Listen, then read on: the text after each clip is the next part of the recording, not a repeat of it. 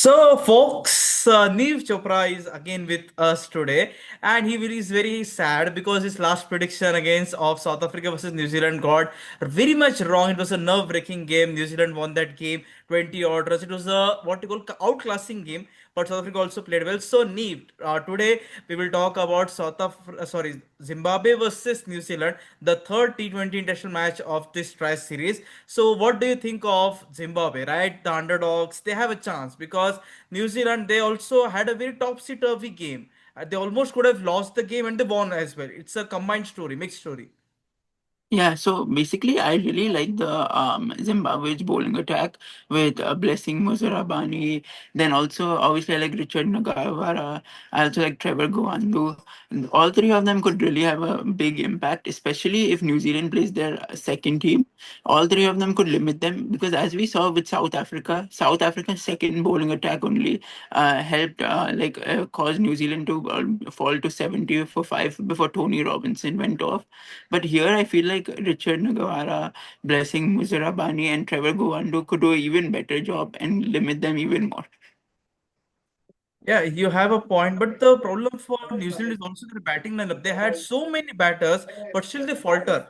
And very much badly it was Tim Robinson, there was Bacon, Evan Joe. He's impressed everyone with his short selection and those fierce attitude and everything. New Zealand, they found a way to find the match winners. That's a speciality. We don't know what specimen the Black Caps are really, but they are the favorites as I'm backing New Zealand. Whoever wins this game, suppose Zimbabwe win this game, then all the three teams will have lost three games. And if New Zealand win the game, they will definitely take one step closer to the final, as this is only a six-match T20 Tri series. So I would like to ask you, Sikandar Raza, is he the only batting mainstay for Zimbabwe? I mean, seriously, he's only scoring runs in the middle overs, the death overs. Where are the other four to five players? That's the main issue for them.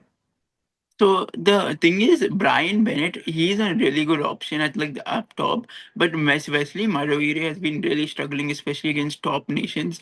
He needs to find form, and the wicketkeeper Clive Mudnade, he's also like completely out of it. I think next match they should try to play Tafaza Waitashaga. He might be a better option than Clive Mudnade, and also Ryan Burl. Ryan Burl is another good batting option. So if Sikandar Raza, Ryan Burl, and Brian Bennett could lead that attack, score around 110, 120 runs, they could have a very chaseable total.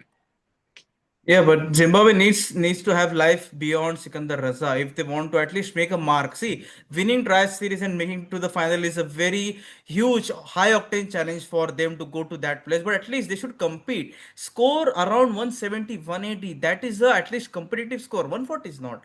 We saw how South Africa chased on 140 with 3 to 4 overs remaining in the match, and New Zealand will also do the same with this if they bat first, and it's a same scenario again. They need players to dominate the power play or try to score at least 40 to 50 runs. 30 odd runs, 34 runs. No, no, no, no, Zimbabwe. You're not playing into the T20 modern cricket. You have the players. I'm telling it again. Zimbabwe has the caliber. They can defeat New Zealand. It's about peaking. See, if Zimbabwe only don't believe in themselves, who will believe? The coaching staff is doing everything, but the players are not performing. And due to which, what will happen tomorrow is like New Zealand will easily cruise through if the batters don't pick. They have the bowling, as you said, Deep. They have got Blessing Musrabani, Richard Garawa, trainer Gagwanu is there. Bowling is also rather there. They've got good 16 to 20 also spin. Batting. It's a team game after all. Bowlers won't win you the game. Hmm. The one other batter I actually want to mention is Muskeava. He was actually a new batsman. Like I remember, he played the under 19 format and everything too. Everyone was super hyped about him. Hopefully, he can show like some promise tomorrow. Even Tony Muguamo down the order. These two batsmen should like really try to make an impact tomorrow, because if these two can make an impact, Zimbabwe could put a lot more. Like they could unleash their full potential, score at least 170, 80 runs, and their bowling attack could have a very like defensive total that they could actually go get and win.